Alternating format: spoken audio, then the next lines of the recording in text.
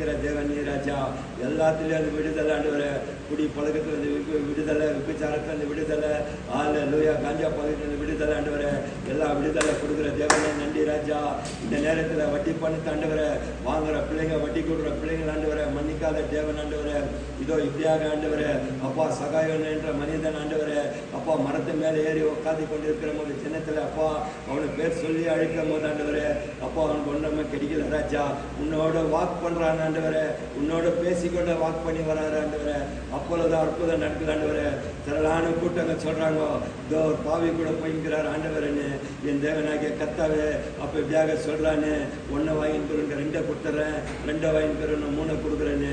என் தேவனாகிய கர்த்தாவே, அப்பொழுது உன் வீட்டுக்கு வரேன்னு சொன்னிய தேவனே, இதோ இந்த சபை உள்ள ராஜா, அப்பா போதகர்கள் கீழ்ப்படியும் போது உன் திருச்சபையில வந்து ஆளுகை செய்யமான ஜெபிக்கிற ஆண்டவரே.